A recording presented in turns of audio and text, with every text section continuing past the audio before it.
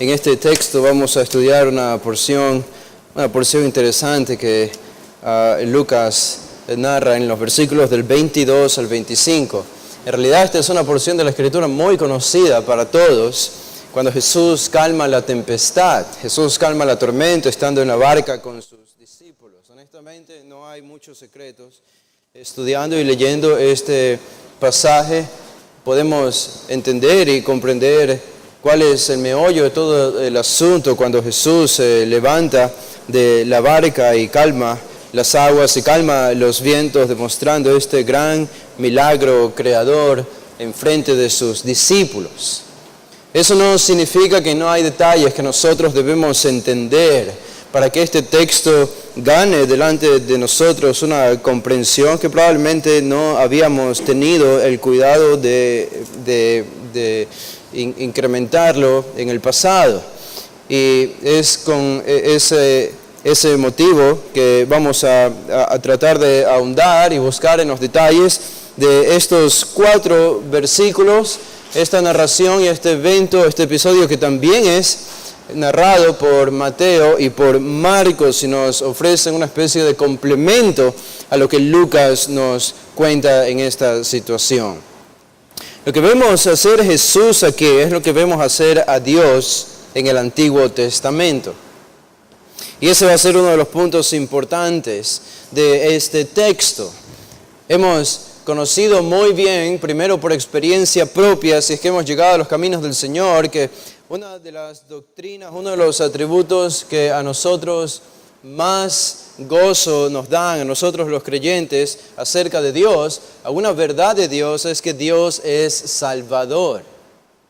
En realidad, si nosotros pensamos en todo el poder que Dios tiene, en toda la autoridad que Dios tiene, en todo el amor y la misericordia que Dios tiene, en toda su fidelidad y paciencia, y podemos pensar en todos los atributos divinos que nos llenan de asombro y de admiración, pero si Dios no fuese un Dios salvador, si la Biblia no le llamase un Dios salvador, ¿de qué servirían todos esos atributos a favor de nosotros? Él seguiría siendo Dios, pero nosotros no tendríamos nada que ver con Él. Porque simplemente siendo todopoderoso, siendo todo amor y siendo todo misericordia y todos los atributos, simplemente no nos salvaría. Por lo tanto, cuando pensamos y meditamos en que Dios es un Dios salvador, no puede haber otra enseñanza que nos llene más de gozo a nosotros. El hecho de saber que Él es el Salvador. Y es por eso que el Antiguo Testamento se preocupa mucho los autores de este testamento en presentar a Dios como el Dios Salvador. Dios mismo lo hace así, liberando al pueblo de Israel de Egipto. Se añade el título y se te proclama el título, esa fama ante todo el mundo como el Dios que liberó a Israel de la esclavitud de Egipto. Y encontramos, por ejemplo, en textos como cuando David estaba luchando contra Goliat, previo a su lucha, en 1 Samuel 17:47, David dice que Jehová nos salva con espada, queriendo decir que la forma de salvar del Señor es diferente. En Isaías 43:11, Dios mismo declara en las palabras de Isaías, fuera de mí no hay quien salve. El profeta Jeremías en el capítulo 17, versículo 14, él clama, sálvame y seré salvo. Esto es porque la naturaleza de Dios es salvar. En el Salmo 27:1 dice, Jehová es mi luz y mi salvación. Estas verdades no solamente se dicen acerca de Dios, sino que se dicen acerca de Cristo también, de su Hijo. Todos estamos muy familiarizados con la narración del nacimiento de Jesús. Y es aquí cuando se clama en el capítulo 1, verso 47 de Lucas, dice, mi espíritu se regocija en Dios mi Salvador, en las palabras de María. El capítulo 1, versículo 69, se dice de Jesús, nos levantó un poderoso Salvador en la casa de Israel. También en el capítulo 2, versículo 11 de Lucas se dice, os ha nacido hoy un Salvador, que es Cristo el Señor. Juan 4:42 nos dice, este es el Salvador del mundo. En Hechos 5:31 que se dice que Dios le ha exaltado a Cristo por príncipe y Salvador. Y primera de Juan 4:14, que Dios ha enviado al Hijo, el Salvador del mundo. Podríamos leer muchas otras referencias acerca de Dios y de Cristo como Salvador.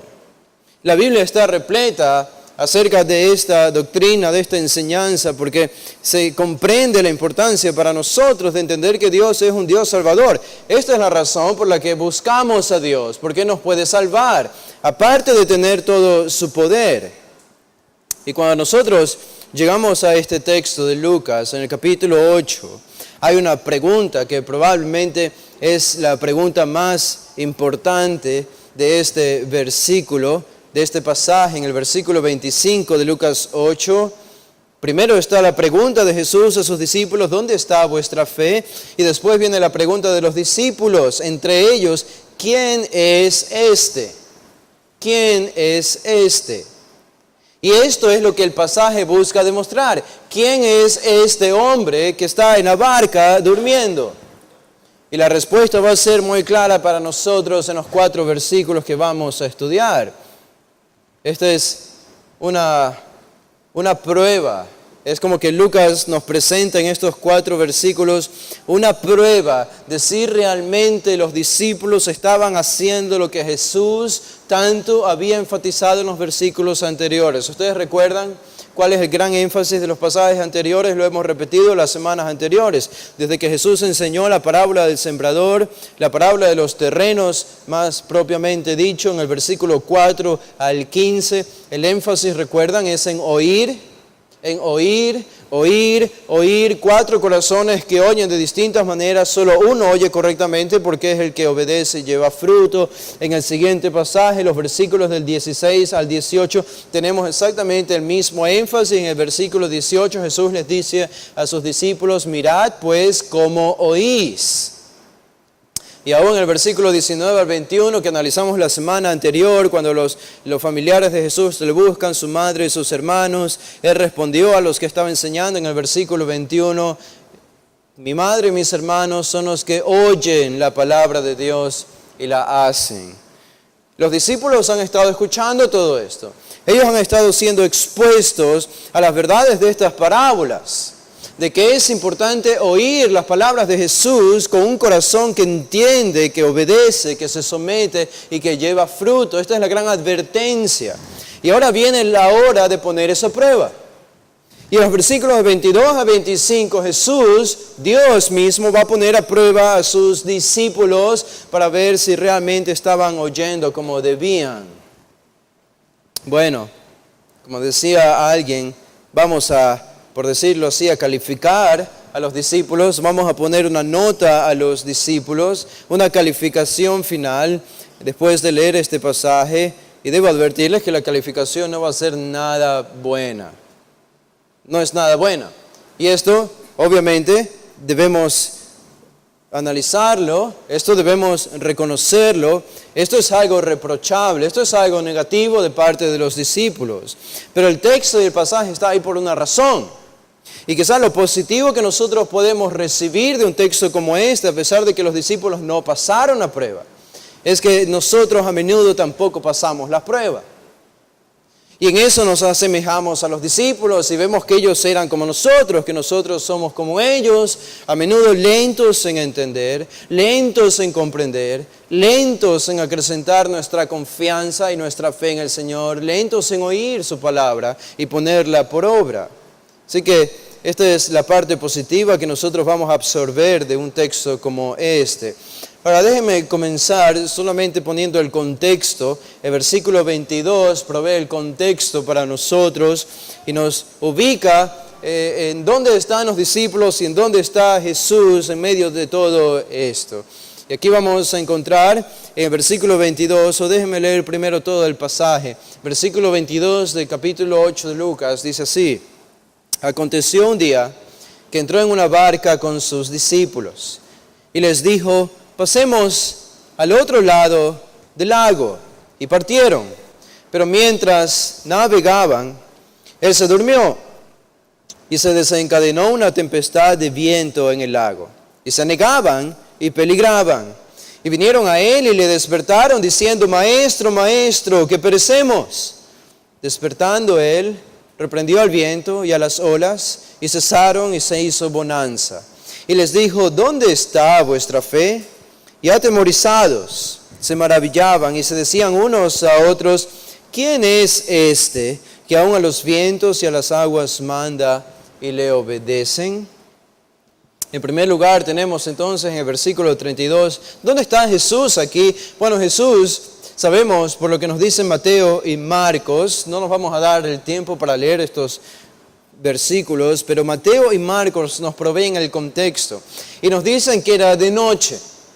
Nos dicen que era de noche. Marcos y Mateo hacen claro también, más Marcos que Mateo, que este evento de Jesús subiendo a la barca con sus discípulos en la noche ocurrió el mismo día que Jesús había estado enseñando las parábolas, como Lucas lo ha estado narrando para nosotros. Este es el contexto del día entonces, cuando Lucas dice, aconteció un día en el versículo 22 que entró Jesús en una barca con sus discípulos. Este era el día al que por primera vez había comenzado a enseñar por parábolas y seguramente esto llamó la atención de los judíos, llamó la atención de sus propios discípulos. Jesús explicó las palabras de las parábolas a sus discípulos. Jesús enseñó la parábola de los terrenos, la parábola del trigo y la cizaña y otras parábolas más que Mateo registra para nosotros en el capítulo 13. Este, por lo tanto, había sido un día largo para Jesús. Había sido un día largo, como usualmente lo era para él. Notamos que en el capítulo 13 de Mateo, en el versículo 1, así es como comenzó este mismo día. Así comenzó el día. En Mateo 13:1 dice, aquel día salió Jesús de la casa, probablemente estando en Capernaum, morando en su casa, en casa de Pedro. Dice, salió de la casa y se sentó junto al mar, el mar de Galilea. Se sentó lo más probable en una barca, como era su costumbre. Ese era el púlpito de Jesús debido al gentío. Versículo 2, y se le juntó mucha gente, y entrando él en la barca se sentó, y toda la gente estaba en la playa, y les habló muchas cosas por parábolas. ¿Notan? Así comenzó el día para Jesús. ¿Cómo terminó el día? Regresando a Lucas 8, así es como terminó el día en el versículo 22. Después de haber estado enseñando horas y horas, probablemente tomó intervalos de predicaciones, de enseñanza en los cuales descansó por un momento, pero después volvía a enseñar y probablemente hizo milagros ese mismo día, estando allí a las orillas del mar de Galilea, ante toda la multitud que le presionaba para oírle y verle hacer algún milagro. Todo el día Jesús enseñando y haciendo milagros. Ya estaba declinando, se estaba haciendo oscuro y vio la necesidad entonces de entrar en su barca con sus discípulos, de despedir a la multitud, como nos dice Marcos, con algo de cortesía que nos demuestra Jesús aquí. Mandó a sus discípulos a la barca y él despidió a toda la multitud. Y les dijo, versículo 22, pasemos al otro lado del lago. Pasemos al otro lado del lago. Esta es una sencilla instrucción. No hay necesariamente alguna verdad espiritual que nosotros podamos descubrir en esta frase de Jesús, en esta instrucción muy simple, pasemos al otro lado del lago. Esto habría sido muy común para Jesús y sus discípulos. Jesús, recuerden, predicaba mayormente en las ciudades de Galilea. Y la mayoría de las ciudades de Galilea estaban al borde del mar de Galilea, que estaba en todo el centro. Este era el centro de operaciones de Jesús, principalmente era Palestina, en la parte norte, que es Galilea. Y Jesús habría utilizado barcas casi diariamente. Estas barcas eran barcas, y probablemente esta era la barca de Pedro, pero probablemente estas eran barcas no muy grandes. De hecho, no se sabe nada acerca de cómo eran las barcas en el tiempo de Jesús, que eran utilizadas en el mar de Galilea, si no fuese por un evento particular que ocurrió en 1986, no muy lejos de nosotros. En 1986 sucedió de manera muy interesante que el mar de Galilea se secó casi completamente. Se secó el mar de Galilea, 1986. Y unos humildes pobladores que vivían en la parte norte, a orillas del mar de Galilea, en una villa cercana, se percataron de que había una barca enterrada en el lodo. Hicieron pasar la voz, desenterraron esta barca, la reconstruyeron y dentro de esta barca encontraron utensilios y vasijas y monedas y los estudiaron para tratar de datar de qué año eran. Y de manera interesante, estos utensilios databan del primer siglo después de Cristo. Es exactamente el tiempo en el que Jesús vivió. Por lo tanto, esta barca databa del primer siglo y es la única referencia arqueológica que se tiene e histórica que se tiene acerca de cómo eran las barcas en el tiempo de Jesús, especialmente en el mar de Galilea. Y es por esta razón y por esta barca que ha sido llamada popularmente la barca de Jesús, así ha sido llamada, es que sabemos que esta barca tenía más de 8 metros de largo, un poco más de 8 metros y un poco más de 2 metros de ancho y un poco más de 1 metro de altura. Era una barca pequeña, una barca pesquera, pero suficientemente grande como para albergar a Jesús y sus 12 discípulos. En una barca como esta, entonces, de 8 metros de largo y más de 2 metros de ancho, Jesús zarpó de las orillas del mar de Galilea con sus discípulos al centro del mar de Galilea. Esta fue la dirección de Jesús. Ahora, como les decía, esta era una estrategia de Jesús. La utilización de las barcas no fue algo casual en la vida de Jesús. Él utilizaba para tener privacidad de las multitudes, para alejarse de las multitudes y pasar tiempo con Dios. Él utilizaba las barcas y los viajes en barca por el mar de Galilea para tener exclusividad con sus discípulos. No solo privacidad con las multitudes, sino exclusividad con sus discípulos. Necesitaba tiempo a solas con ellos. Y no había mejor lugar que una barca en medio del mar de Galilea, donde la gente no le podía seguir y probablemente ni siquiera le podían ver debido a lo vasto y grande de este mar. Y es allí donde Jesús enseñó algunas lecciones espirituales importantes a sus discípulos. También Jesús utilizó barcas de manera estratégica para descansar, como vemos en este pasaje. Necesitaba quietud del ajetreo y necesitaba descanso físico. Y la barca proveía este beneficio a Jesús. Bueno, llegamos y entendemos este versículo 22, y está Jesús con sus discípulos y pensamos, ¿cuál debió haber sido la condición espiritual de los discípulos en este momento? Es decir, ellos no habían conocido a Jesús apenas el día de ayer, ellos habían conocido a Jesús ya de meses, ellos habían estado bajo la enseñanza de Juan el Bautista y Jesús les había mostrado sus milagros. Incluso les había mostrado el milagro de controlar la naturaleza en Lucas 5, cuando Jesús provocó la pesca milagrosa, ¿se acuerdan? Jesús ya les había mostrado lo que era capaz de hacer, y esto es importante para entender el pasaje. En Lucas 7, 22, Jesús mismo dice en este texto, en el versículo 22, haced saber a Juan lo que habéis visto y oído, los ciegos ven, los cojos andan, los leprosos son limpiados, los sordos oyen y los muertos son resucitados y a los pobres es anunciado el Evangelio. Todos estos milagros y cientos más, los discípulos lo habían visto de primera mano de parte de Jesús. Jesús incluso, ya cuando llegamos a este capítulo 8, había resucitado un muerto, al hijo de la viuda de Naín. Y esto frente a las narices de sus discípulos. ¿Cuál debía ser la condición espiritual de los discípulos? Bueno, la misma que nosotros tenemos la expectativa que sea la nuestra, después de haber estado sentados bajo enseñanza fiel de la Escritura por un tiempo prolongado.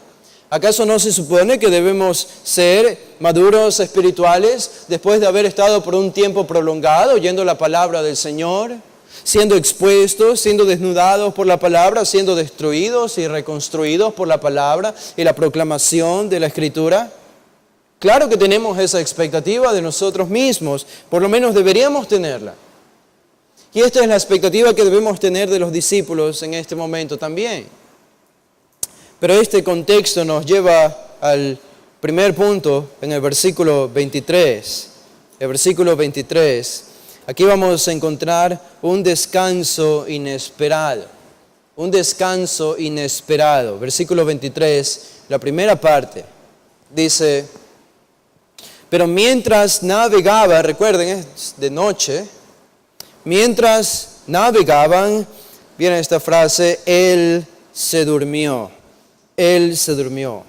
Afipno es la palabra o el verbo. Afipno también viene una palabra que es hipnos. Hipnos, de donde viene nuestra palabra hipnosis. Hipnos o afipno simplemente significa dormir. Es la palabra natural que se describe como dormir. Esta es una declaración sorprendente, porque no tenemos muchas declaraciones como esta en los evangelios. Ahora, no es que no debemos suponer esto, debemos suponer que Jesús dormía, pero es simplemente que no tenemos muchas referencias a Jesús descansando, Jesús durmiendo, o referencias como Jesús llorando, o Jesús estando cansado. Y probablemente porque tenemos algo de recelo a veces en reconocer que Jesús lloró, que Jesús se cansó, que Jesús sintió dolor, porque claro, desde este lado de la cruz entendemos que Él es Dios, pero aquí vemos una develación completa de la humanidad de Jesús. El texto simplemente dice que Él se durmió. ¿Por qué se durmió? La respuesta les va a sorprender porque es muy profunda. Él se durmió porque estaba cansado. Él se durmió porque estaba cansado. Había tenido un día largo. Esta es la respuesta. Él durmió porque necesitaba descansar. Y esto es lo que debemos comprender de la naturaleza, de la doble naturaleza de Jesús. Él era Dios, pero estando aquí en la tierra decidió no vivir como Dios. Temporalmente limitó sus poderes.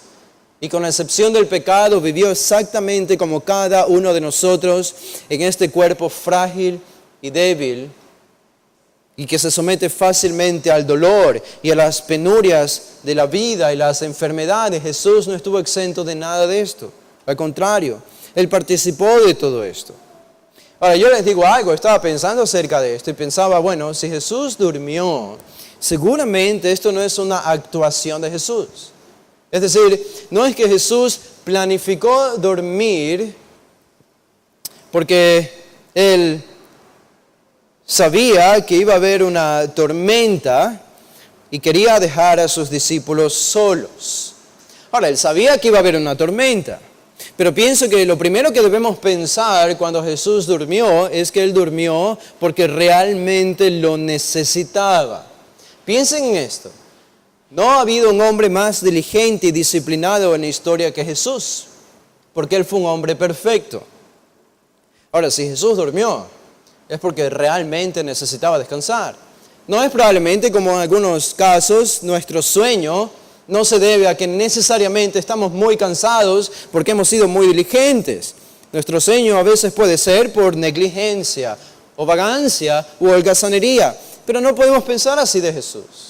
Él no estaba actuando frente a los discípulos, haciéndoles pensar que estaba cansado, por lo tanto cerró sus ojos para saber qué iban a hacer durante la tormenta. No. Él durmió porque Él necesitaba dormir, porque estaba muy cansado. Ya no podía más. Su cuerpo estaba muy agotado. Un día entero, enseñando, predicando, haciendo milagros, tomando intervalos.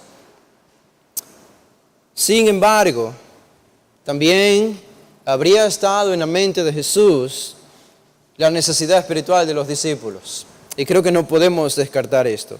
Esa noche, en esa barca, Jesús sabía que tenía una cita divina con una tormenta.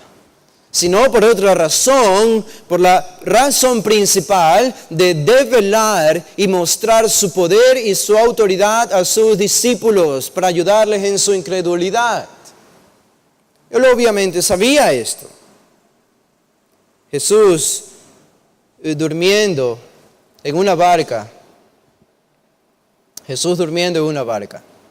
Dios durmiendo en una barca. ¿Acaso Dios necesita dormir? Todos conocemos muy bien lo que enseña el Salmo 121. ¿Recuerdan el versículo 3? No dará tu pie al resbaladero, ni se dormirá el que te guarda. Y aquí no se adormecerá, ni dormirá el que guarda a Israel. Dios no duerme. Dios no duerme. Probablemente cuando los discípulos vieron a Jesús dormido en el versículo 23, lo vieron muy vulnerable. Porque no puede haber nada más vulnerable que dormir. Jesús estaba durmiendo. Y esto probablemente solo incrementó sus dudas acerca de si Él realmente era Dios, el Mesías y quien decía ser. Hay algunas personas y algunos críticos, algunos que se hacen llamar evangélicos, pero que son liberales, que tratan de negar el milagro de Jesús que realiza en este pasaje. Pero en realidad esos argumentos no tienen fundamento, porque si los discípulos estaban queriendo demostrar que Jesús es Dios, nunca habrían mencionado el hecho de que Él estaba durmiendo en una barca durante la tormenta. Esto demuestra que esto simplemente ocurrió, que fue verdad. Ahora, lo que más sorprende es en qué momento estaba Jesús durmiendo. Noten lo que dice la segunda parte del versículo 23. Vemos el descanso inesperado. Y del descanso inesperado vamos a la tormenta amenazadora. La tormenta amenazadora. El versículo 23, la segunda parte dice, y se desencadenó una tempestad de viento en el lago, y se anegaban y peligraban. La palabra que Lucas utiliza para tempestad de viento aquí es la palabra lailaps. Y esta palabra tiene el sonido que indica, por medio del movimiento de nuestros labios, el sonido que hace el viento. Lailaps, esa es la idea. El sonido de esta palabra, la pronunciación de esta palabra, es como que reduplica el significado de este término. Esta palabra significa una ráfaga violenta y repentina, o una tormenta focalizada en algún lugar específico. Esa es la idea de este término, lailaps. Lucas utiliza otra palabra allí, pero Mateo también utiliza otra palabra. Mateo no utiliza este término, Mateo utiliza la palabra sismos, como lo que muchos sentimos el día de hoy en la madrugada, un sismo. Y esta es la palabra exactamente que utiliza Mateo narrando este mismo evento. Hubo un sismo, probablemente haciendo referencia a la turbulencia del agua, lo que provocaba el viento. No solamente era el viento, sino que debajo de las aguas todo se estaba moviendo aparentemente. Era, en fin, en pocas palabras, una fuerte tormenta. Siempre la idea de tormenta trae a la mente cosas oscuras y negativas en la narración bíblica del Antiguo Testamento. Y Lucas utiliza una palabra más aquí que quiero que ustedes se fijen, es la palabra que se traduce como viento, una tempestad de viento. Ánimos es la palabra. Esta no es la palabra neuma, que se traduce como espíritu o viento también. Neuma transmite la idea de un viento sin violencia. ¿Se acuerdan cuando Jesús conversaba con Nicodemo en Juan 3? Y le habló de que el Espíritu Santo era como el viento. Bueno, Jesús utiliza la palabra neuma aquí para viento también, porque indicaba un viento que no tiene violencia. Sin embargo, aquí Lucas utiliza otro término para viento, es ánimos. Y la idea de esta palabra es que comunica un viento violento. Un viento violento que aparece repentinamente y que es muy fuerte. Esta es la idea de esta palabra. ¿Cuál fue el resultado? Bueno, el viento comenzó a empujar las aguas, era de noche, estaban probablemente a medio camino, no podía haber un lugar peor. La tormenta descendió de los cielos y comenzó a elevar y a inquietar las aguas. Y comenzaron a elevarse olas.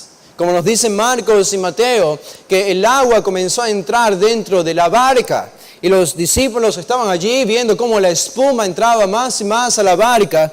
Seguramente sus pies ya estaban mojados. La barca estaba tambaleándose de un lugar para otro, a punto de virarse y volcarse. El mar de Galilea, no pensemos, aunque Lucas usa la palabra lago aquí, no pensemos que era un lago como nosotros utilizamos esta palabra en nuestro tiempo moderno. El mar de Galilea tenía un gran cuerpo de agua, por ejemplo, tenía kilómetros y kilómetros de largo y kilómetros también de ancho. El mar de Galilea podía convertirse en un mar temible e inhóspito. Si ustedes pueden ver la foto, hace un tiempo un amigo me envió una foto del mar de Galilea porque estuvo visitando Israel y vi como el mar de Galilea es simplemente un mar, pero vasto, es un cuerpo de agua cerrada que no se conecta con el océano, el mar Mediterráneo, pero aún así es muy grande. Y allí estaban los discípulos. El mar de Galilea está rodeado por picos o montañas.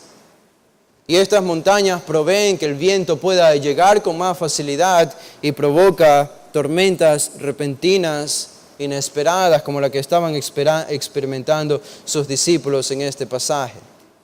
Bueno, aquí están los discípulos entonces. Se estaban anegando, literalmente se estaban hundiendo.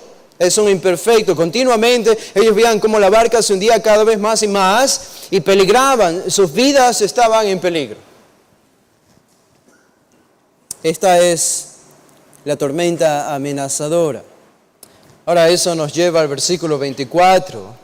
En el versículo 24 vemos la respuesta desesperada de los discípulos. ¿Cuál fue la reacción de los discípulos? En el versículo 24 podemos imaginar la reacción de ellos.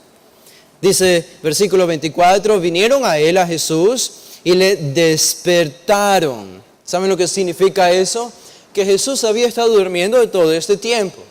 Que a pesar del viento, de las olas, y a pesar del agua entrándose en la barca, y a pesar de que la barca se estaba tambaleando, Jesús seguía durmiendo.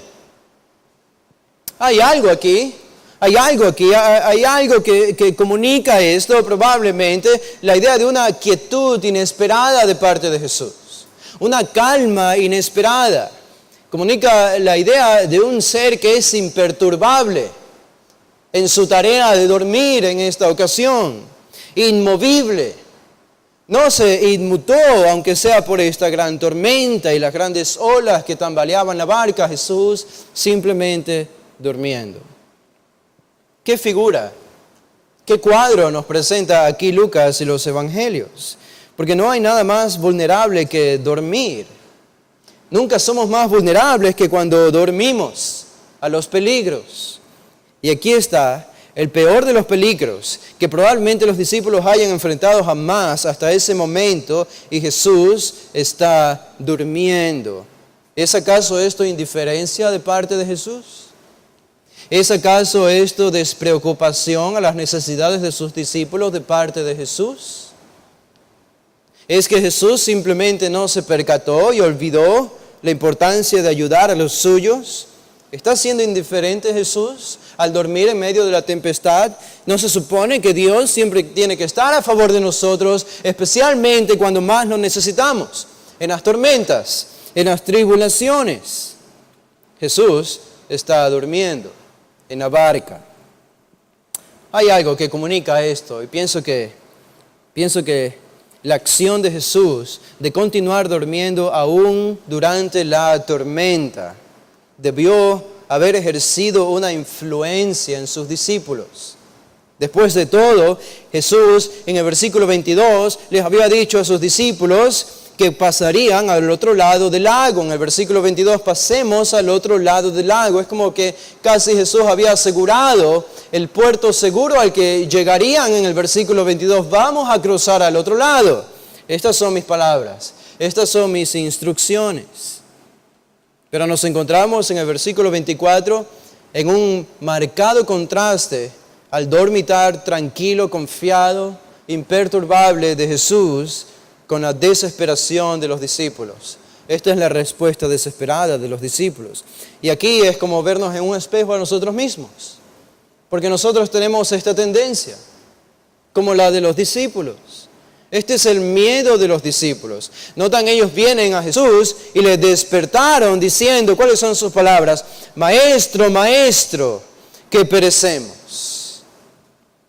Mateo añade las palabras, Señor, sálvanos, que perecemos. Y Marcos añade la frase, maestro. Alguien, incluso uno de los discípulos, tiene la audacia de decirle, Señor, maestro, ¿no tienes cuidado que perecemos? ¿Notan la implicación de una pregunta como esta? La implicación es, tú estás durmiendo cuando más te necesitamos. Te has olvidado de nosotros. Te has olvidado de suplir nuestras necesidades. Te has olvidado de ayudarnos en los tiempos de mayor estrés. Esta no fue una conversación intelectual entre Jesús y los discípulos. Ustedes pueden entender eso. Si nos metemos en sus sandalias y estando en la barca con ellos, estas no fueron frases que le susurraron al oído de Jesús. Estos fueron gritos de desesperación.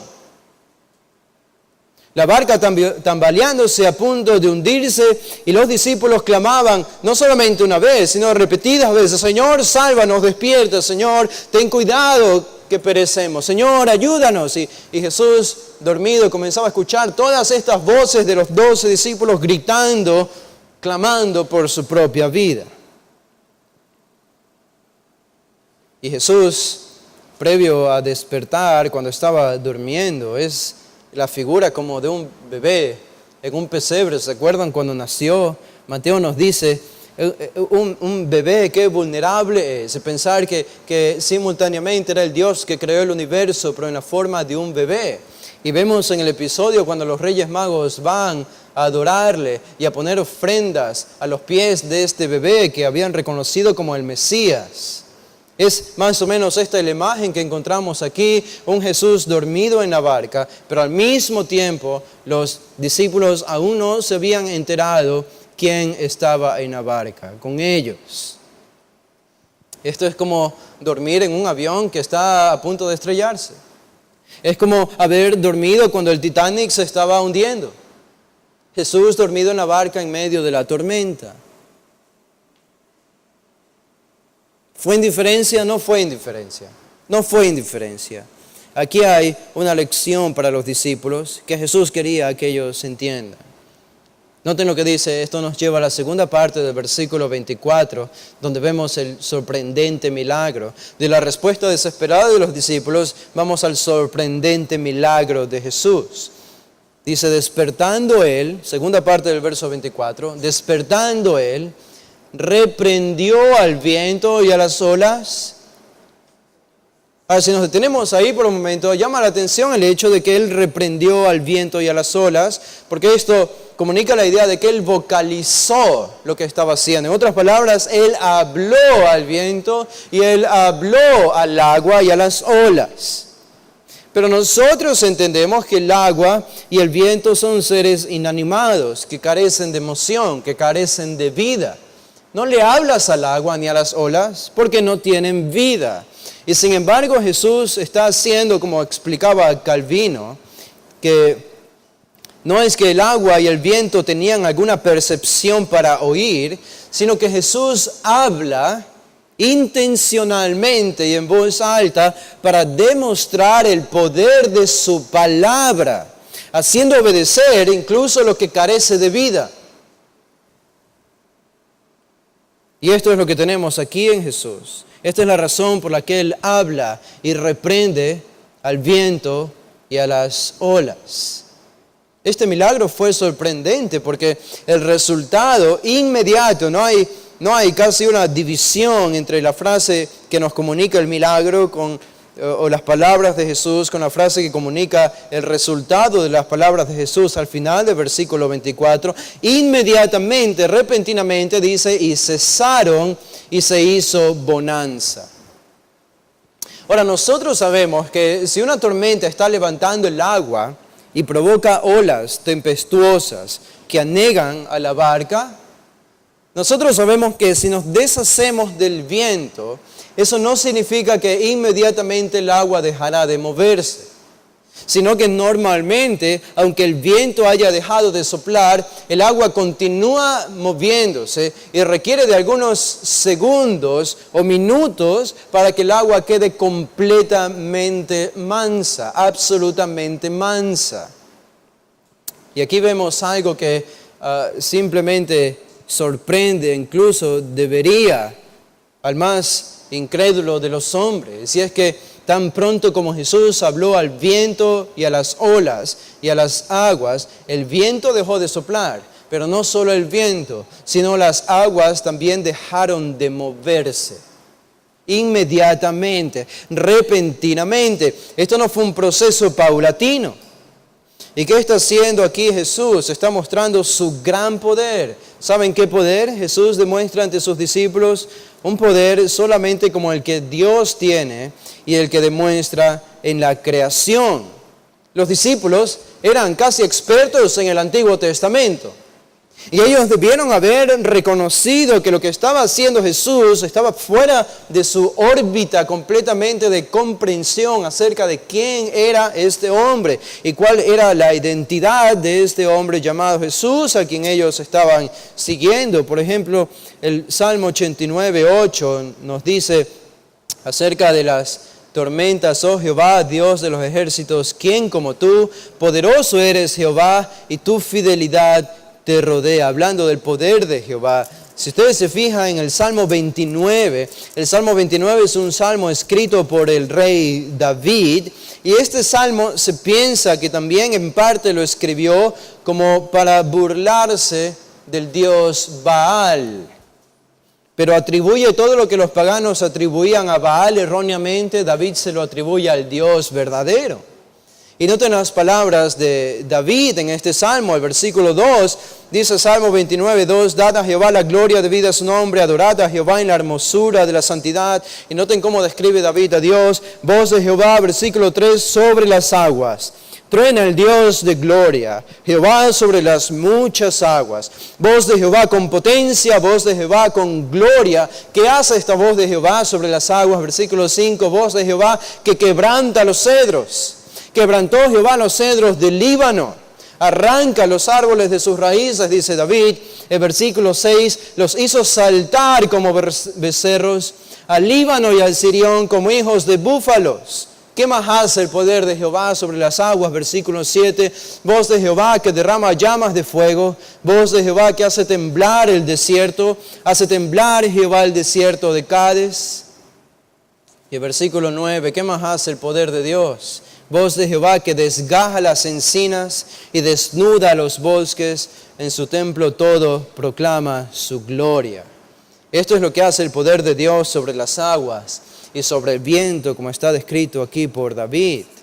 En el Salmo número 93 también encontramos el versículo 2, se dice allí: firme es tu trono desde entonces, tú eres eternamente. Y el versículo 3, alzaron los ríos, oh Jehová, los ríos alzaron su sonido, alzaron los ríos sus ondas. Y el versículo 4, Jehová en las alturas es más poderoso que el estruendo de las muchas aguas, más que las recias ondas del mar. Gandhi pudo haber enseñado muchas cosas, pero nunca demostró tener el poder sobre la naturaleza. La Madre Teresa de Calcuta pudo haber tenido mucha moralidad y sacrificio, pero nunca se dice de ella que su voz y su poder era como el estruendo de las muchas aguas y las recias ondas del mar. Esto se dice solamente de Dios, de Jehová en el Antiguo Testamento. Y la idea es que si alguien es capaz de hacer lo que Dios hace en el Antiguo Testamento y como los israelitas le reconocían, no hay otra excusa o resultado que concluir que esa persona tiene que ser necesariamente Dios. En el Salmo 107, versículo 29, les leo lo que dice acerca de Dios y lo que Él puede hacer. Él cambia la tempestad en sosiego. ¿Qué les parece eso?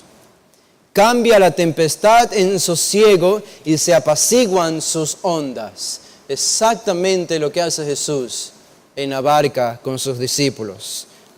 Cambia la tempestad en sosiego y se apacientan sus ondas.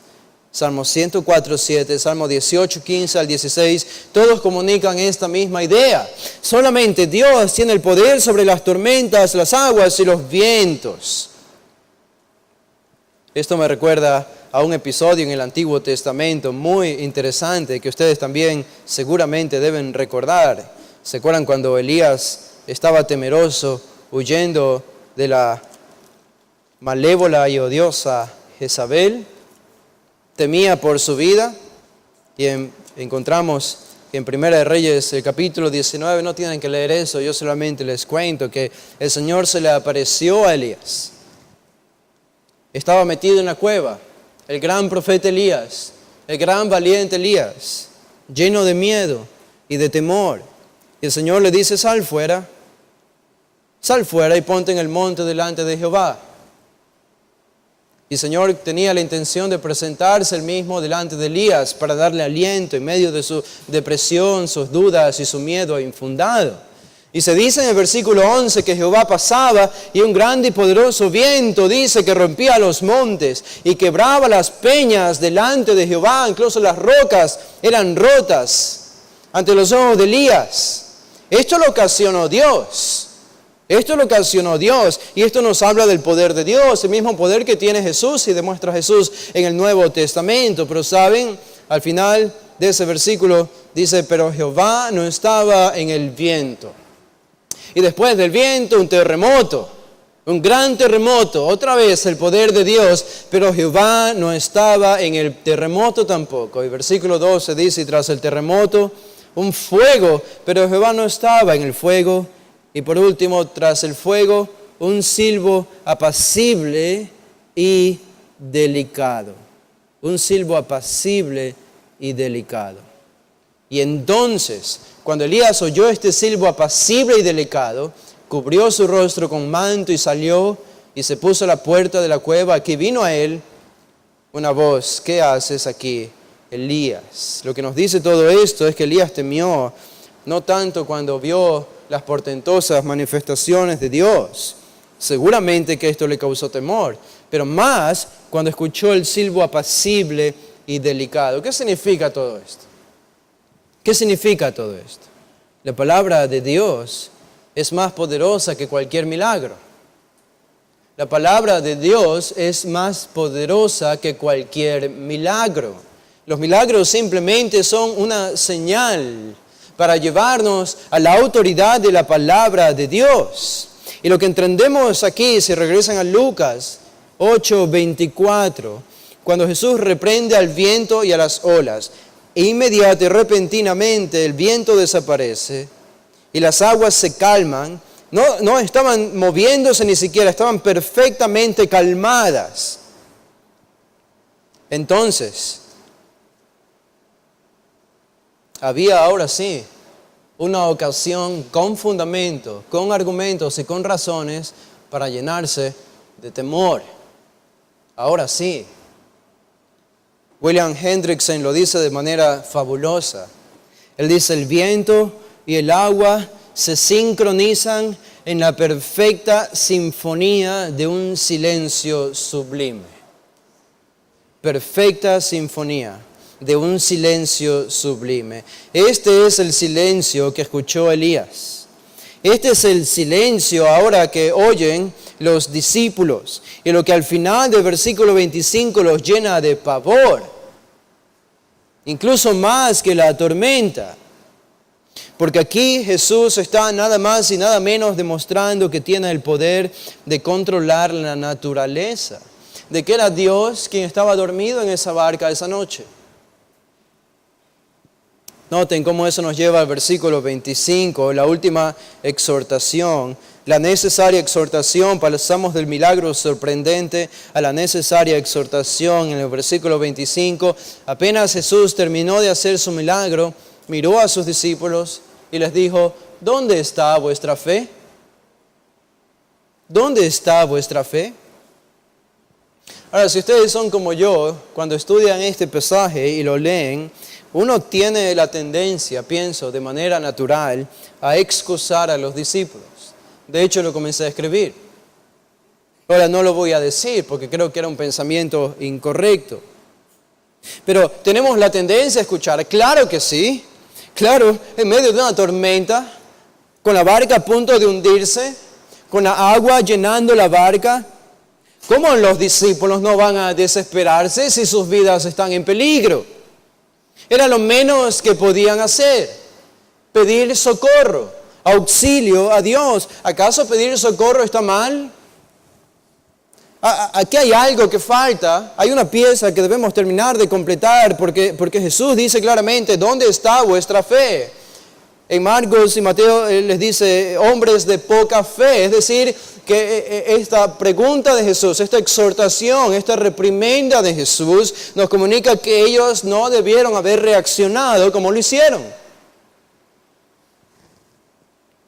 Que probablemente ellos no debieron haber despertado a Jesús.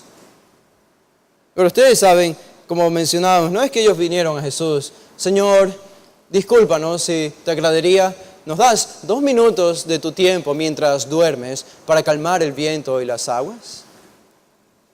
Los discípulos estaban gritando literalmente y clamando al Señor. Pero ellos no debieron haber respondido de esa manera, así como tú y yo no debemos responder de esta manera. Y pienso que algo que nos ayuda a entender por qué Jesús les reprocha falta de fe es que podemos pensar que hay 2 maneras de pedir socorro y auxilio al Señor. Hay 2 maneras de hacerlo. La manera bíblica y la manera pecaminosa de pedir socorro. La manera bíblica la encontramos en los Salmos. Y ustedes leen los Salmos y ven cuando los salmistas piden socorro y auxilio al Señor en medio de sus tribulaciones. Pero hay una manera pecaminosa de pedir socorro al Señor y es la que encontramos aquí en los discípulos. Es el socorro que nace de un corazón incrédulo. Es el auxilio que viene de una mente que duda del poder de Dios, que niega el poder de Dios y que no está en consonancia con lo que la Escritura muestra acerca de Dios. De alguna manera los discípulos aquí demostraron falta de fe. No confiaron en Dios, no confiaron en Jesús ese día en la barca. Y por esto Jesús les da esta reprimenda, hombres de poca fe, o ¿dónde está vuestra fe? Jesús, después de todo, les había dicho que pasarían al otro lado del lago. También, otra cosa que pudieron haber pensado es que Jesús no moriría de esa manera. Ellos sabían que Él era el Mesías, aún con sus dudas. Ellos sabían que Él había venido a cumplir una misión. Y su misión aún no había sido completada. Ellos sabían bien esto. Jesús no había terminado su plan y su misión.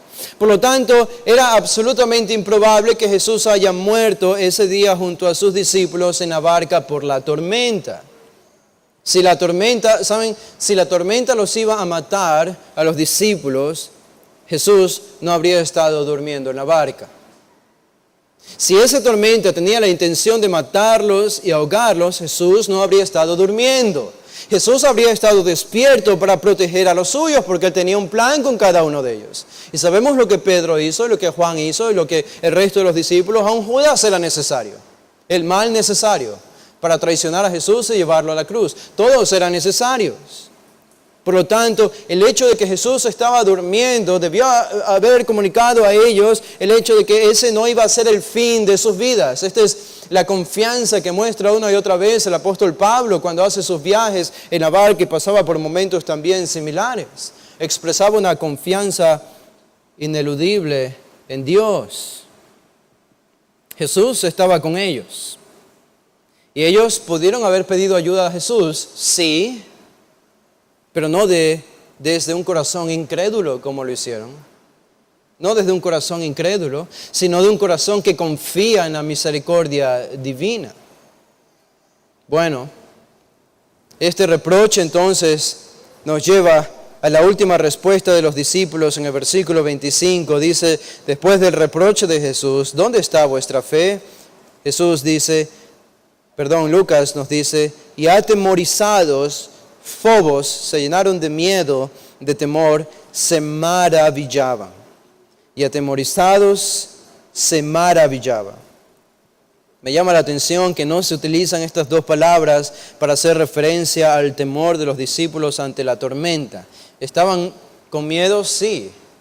Pero hay algo que les dio más miedo que la misma tormenta y el mismo peligro de perder la vida esa misma noche. Y fue el hecho de darse cuenta que Jesús estaba en esa barca. Por eso dijeron y se decían unos a otros, ¿quién es este que aún a los vientos y a las aguas manda y le obedecen? Aún los seres inanimados le obedecen. Esto es algo que solo Dios puede hacer. Solo Dios con su poder creativo puede realizar algo como esto. Este pasaje enseña y muestra cómo Jesús está instruyendo a sus discípulos a confiar en Él. Notan, no pasaron la prueba. No pasaron la prueba todo el día enseñando acerca de la importancia de oír a Jesús, de obedecer a Jesús, de confiar en Jesús, de someterse a sus palabras. Todo un día de enseñanzas por medio de parábolas e instrucciones particulares a sus discípulos. Ahora venía el tiempo de la prueba. Ahora venía el tiempo de poner a prueba si realmente ellos estaban oyendo con un corazón receptivo o no. Y claro, ellos eran creyentes, no eran como el resto, con corazones duros, pero aún así no pasaron la prueba. Es decir, esta era la prueba de confianza. Esta era la prueba de confianza, si confiaban en Jesús o no. No pasaron la prueba. Jesús demuestra entonces al final que ellos debían confiar en Él porque Él tenía el completo control sobre todas las cosas. Si Jesús tiene el control sobre la naturaleza, Jesús tiene el control sobre tu efímera y mi efímera vida. Y sobre tus diminutos y minuciosos y mis diminutos y minuciosos problemas que enfrentamos todos los días en esta vida. ¿Notan? A la luz del poder creativo y controlador de la naturaleza de Jesús, el Dios que puede controlar el universo y que maneja el universo a su disposición para cumplir su plan, nuestros problemas los vemos desde una perspectiva muy, muy diferente a la que solemos hacerlo. Los discípulos necesitaban aprender a oír a Jesús, necesitaban aprender a obedecer a Jesús. ¿Por qué? Porque Él es confiable, porque Jesús es confiable. ¿Por qué Jesús es confiable? Porque Él es Dios. ¿Cómo sé que es Dios? Porque controló el agua y los vientos. ¿Cómo crecemos nosotros en nuestra fe? ¿Cómo debieron haber crecido los discípulos en su fe aquí? ¿Qué es lo que Jesús está haciendo con ellos? ¿Cómo aprendemos a confiar más en Cristo? Solo hay una manera. La que vemos aquí es la palabra conociéndolo. Conociéndolo. Mientras más conoces a Cristo y su poder y lo que es capaz de hacer, tu confianza automáticamente va a crecer y se incrementará mucho más. Y esto es exactamente lo que Jesús está haciendo con sus discípulos, ¿se dan cuenta? Les está mostrando el gran milagro de controlar la naturaleza para que ellos conozcan lo que Él es capaz de hacer. Y como resultado de eso, su fe pueda crecer. Esto es lo que nosotros debemos hacer. De esto se trata esta historia. De esto se trata la historia de la iglesia. Desde los primeros siglos se auguraba la destrucción de la iglesia por el emergimiento de la falsa enseñanza y las grandes persecuciones que sufrió la iglesia. Y ante todo esto, la iglesia siempre salió victoriosa. Siempre. ¿Por qué? Porque la iglesia ha mantenido su confianza en Cristo. De manera personal, cada cristiano que ha mantenido su confianza en Cristo siempre ha salido victorioso. Necesitamos entonces pensar con esta perspectiva, que Dios es más poderoso que mis tentaciones. ¿Acaso probablemente alguno de nosotros puede pensar que los pecados con los que luchamos son más fuertes que Dios? Pero este pasaje nos enseña todo lo contrario. O que nuestros problemas y tribulaciones simplemente son insoportables y utilizamos la frase tan citada como cristianos, decimos, no puedo soportar. No puedo soportar, no puedo responder apropiadamente ante esta situación. Y como bien aprendí yo en el seminario, especialmente en la clase de consejería bíblica, consejería pastoral, si un creyente utiliza la frase no puedo para algo que ha recibido una clara instrucción que debe hacer en la Biblia, ese no puedo simplemente significa no quiero. No quiero. Y debemos entender, si tu fe ha de crecer en Cristo, tu conocimiento de Él tiene que crecer.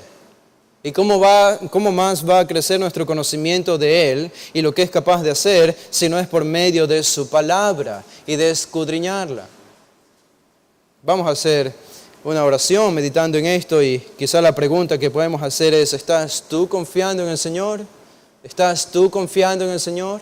¿Habrías tú pasado la prueba de la barca y la tormenta? Creo que más nosotros estamos del lado de los discípulos, aquí francamente hablando. Pero hay esperanza para nosotros, porque Dios es misericordioso. Oremos, Padre, te damos gracias por un pasaje como este que nos recuerda nuestra debilidad, nuestra fragilidad en la carne y las emociones de los discípulos. Nos vemos como ellos, como en un espejo, Señor, pero nos das el privilegio de contemplar el gran poder creativo de Jesús. Un poder que causa más temor que la misma tormenta y las aguas inhóspitas, aún en medio de la oscuridad, en medio del mar de Galilea, aún pensando que uno está a punto de hundirse. Hay algo más que debería causar nuestro temor y admiración, y es el poder divino, tu poder. Y tú, Padre, has revelado en tu palabra que ese poder reside en nosotros por medio del Espíritu Santo. Y que nos has capacitado de todas las maneras posibles para poder llevar a cabo tu plan, para vencer el pecado, para ser testigos de Cristo a otros, para servir en la congregación, para ser usados por ti como instrumentos para bendición de otros. Señor, solamente debemos ganar una perspectiva nueva, más fresca de tu poder en nosotros y de lo que tú eres capaz de hacer. Ayuda a nuestra fe, ayuda a que nuestra fe crezca. Si alguien no tiene fe aquí en absoluto, Señor, dale esa fe, dale esta capacidad de creer y confiar en Cristo para comenzar una nueva vida, y a nosotros, a pesar de nuestras deficiencias y debilidades, te pedimos perdón por nuestra incredulidad, por nuestras dudas, por nuestra fragilidad, por todas las veces que hemos desconfiado de ti, de tu poder, en medio de nuestras efímeras situaciones. Y rogamos que este pasaje nos haga ganar una perspectiva mucho más clara de quién realmente es Dios y quién realmente es Cristo para nosotros. Esto encomendamos en tus manos, Señor. Lo pedimos en Cristo Jesús. Amén.